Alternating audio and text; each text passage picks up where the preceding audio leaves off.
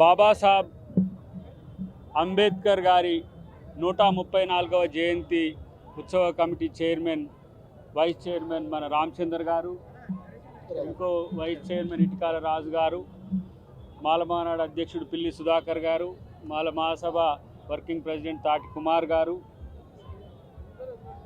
మిగతా అంబేద్కరిస్టులు అందరూ కూడా ఈరోజు తెలంగాణ ప్రభుత్వం బాబాసాహెబ్ అంబేద్కర్ యొక్క ఆలోచన విధానానికి అనుకూలంగా పనిచేస్తున్నది.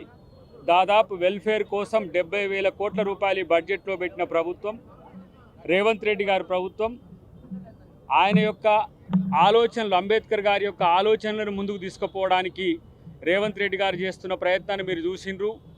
బీసీలకు రిజర్వేషన్లు 42% దేశంలోనే ఏ ప్రభుత్వం ఇయ్యని విధంగా ఈరోజు వచ్చిన 1 సంవత్సరంలోనే ఇచ్చిన ప్రభుత్వం రేవంత్ రెడ్డి గారి ప్రభుత్వం. అంతేకాకుండా బడుగుల యొక్క అస్తిత్వాన్ని పెంచడానికి బడ్జెట్లో దాదాపు 35% పైచిలుకు నిధులను వెచ్చించిన ప్రభుత్వం. ఇలా చాలామంది బీజేపీ మిత్రులు కూడా ఇక్కడికి వచ్చి అంబేద్కర్ గారికి దండ వేయడాన్ని మేము ఆహ్వానిస్తున్నాం. కానీ అమిత్ షా గారు అన్న అంశాన్ని మీరు ఆత్మపరిశీలన చేసుకోవాలి. అంబేద్కర్ గారు ఏమైనా దేవుడా అన్నట్టుగా మాట్లాడిన అమిత్ షా గారు ఆత్మపరిశీలన చేసుకోవాలి. వీలైతే క్షమాపణ చెప్తే మంచిది. ఎందుకంటే మహనీయునికి ఆయన పుట్టినరోజు అమిత్ షా లాంటి వ్యక్తులు ఏంటిది, ఆయన హోంశాఖ మంత్రిగా ఉన్న పరిస్థితుల్లో ఆయన ఒక రకంగా అవమానించినట్టుగా దేశం మొత్తం భావిస్తున్న క్రమంలో ఈరోజు నిన్న బీజేపీ మిత్రులు ఆయన యొక్క విగ్రహానికి పాలాభిషేకము, తర్వాత ఆయన విగ్రహాన్ని కడగడం జరిగింది. కడగడం కాదు, ఆయన పట్ల బీజేపీ నాయకులైన అమిత్ షా గారు వ్యవహరించిన తీరును మేము తీవ్రంగా గర్హిస్తున్నాం. ఎందుకంటే ఇది కాంగ్రెస్ పార్టీగానో ఏదో కాదు, యావత్ దళిత జాతి 35 కోట్ల పైచిలకు దళిత జాతికి ఈరోజు ఆరాధ్యుడు నిజంగా అంబేద్కర్ గారు.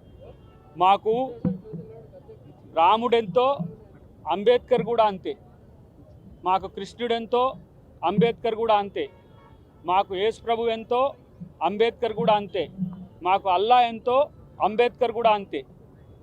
ఎందుకంటే ఈ దేశం యొక్క మత గ్రంథాలు భగవద్గీత, బైబిల్, ఖురాను ఇవి పవిత్రమైన ఆయా మతాలకైతే ఈ భారతీయులకందరికీ పవిత్రమైనది భారత రాజ్యాంగం. భారత రాజ్యాంగ నిర్మాతను ఈరోజు అమిత్ షా గారు అవమానించినట్టుగా భావిస్తున్నాం. కాబట్టి ఆ విషయంలో బీజేపీ మిత్రులు ఆలోచించాలి, వారికి క్షమాపణ చెప్పాలని కోరుకుంటూనే తెలంగాణ రాష్ట్రంలో రేవంత్ రెడ్డి గారే కాదు, మా యొక్క నాయకుడు రాహుల్ గాంధీ గారు ఈరోజు నిజమైన అంబేద్కరిస్ట్గా మేము భావిస్తాం. జై బాపు, జై భీమ్, జై సంవిధాన్ పేరు మీద దేశం మొత్తంన భారతదేశంలో భారత్ జోడో యాత్ర చేయడమే కాకుండా, న్యాయ యాత్ర చేయడమే కాకుండా ఇలా యావత్ దేశం మొత్తం కూడా రాజ్యాంగం వైపు చూసే విధంగా చేసిన ఒకే ఒక వ్యక్తి ఇప్పటికీ రాహుల్ గాంధీ గారు.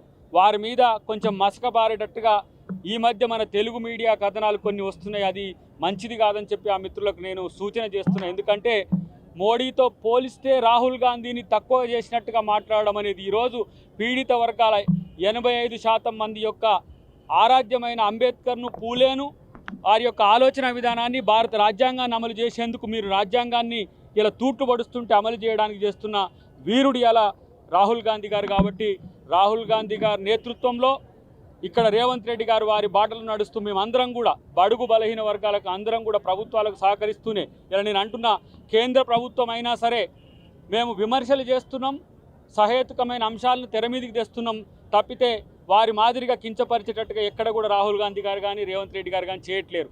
ఆ అంశాన్ని గమనించాల్సిన అవసరం ఉంది. భవిష్యత్తులో ఈ రాష్ట్రంలో పూలే అంబేద్కర్ ఆలోచన విధానాలకు రూపమిచ్చే విధంగా పరిపాలన ఉంటుందని చెప్పి తెలియజేస్తూ మా యొక్క ఆలోచన ధోరణిని విపక్షాలు కూడా మీరు ఆలోచించాలని చెప్పి తెలియజేస్తూ జై భీమ్, జై తెలంగాణ, జై హింద్, జై భారత్.